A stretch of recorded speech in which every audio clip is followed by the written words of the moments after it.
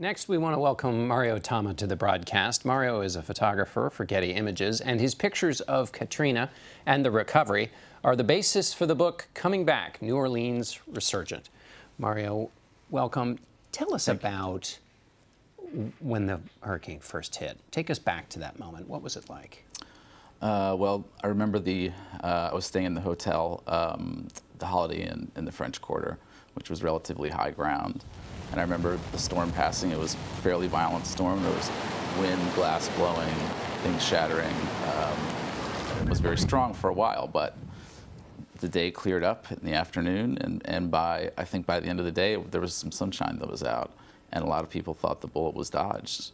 The hurricane hits. Tell us about the people you met in the aftermath and that you came to know.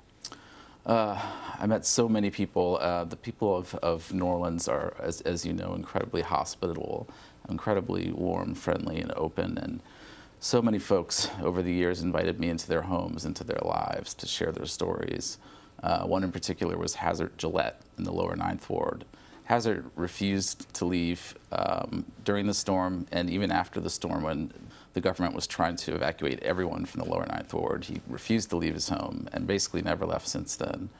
And I would go back and visit him every few weeks and every few months, and he was a wonderful person. And why didn't he want to leave? He loved his home, he loved where he lived, and also he believed in God, strongly in God, that God would take care of him, that God would protect him. And this was his home, and he wasn't going anywhere. Did you find that a lot, that the faith sustained the community? Absolutely. I feel like that was a very strong contributor to a lot of the rebirth down there.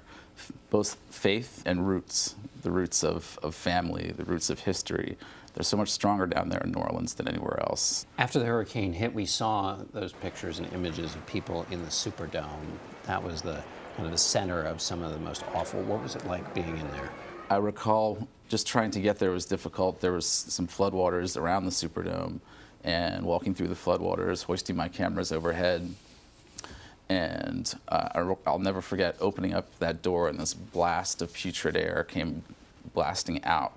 And that smell and that heat was just something I'd never experienced in the U.S. And I remember walking down, looking down into the Superdome, and there was this one piercing ray of light that came through the hole in the roof.